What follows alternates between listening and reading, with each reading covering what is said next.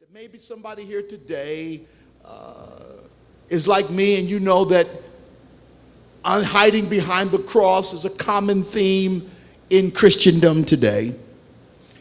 Perhaps you understand that there's nothing wrong sometimes with God hiding us behind the cross. But the question here and the scandal here is that when we hide from God behind the cross. For hiding behind the cross means, for clarification, that a person is not sincere or honest about their relationship with God.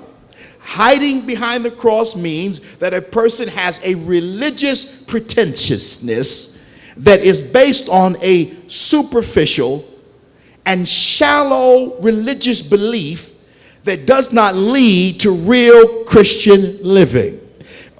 It means to be religious but not righteous.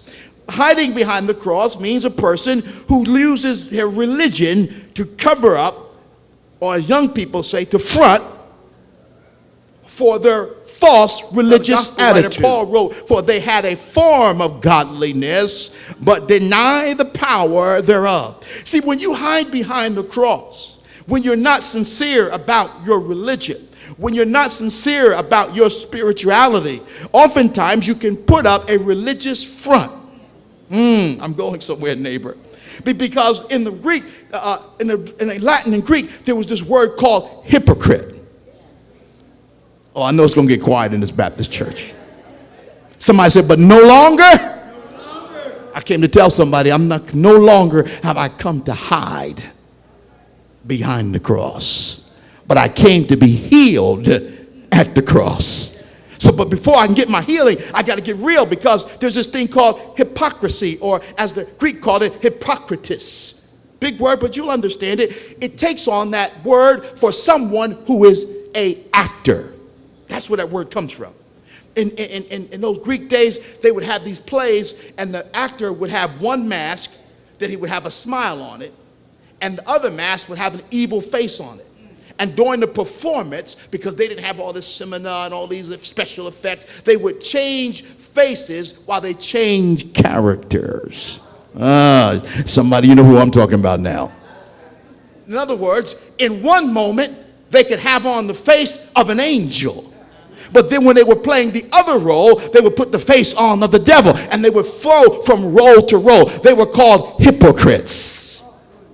And oftentimes what we don't want to deal with as we deal with the scandals of our lives is that oftentimes we sometimes run into those believers who are hypocrites.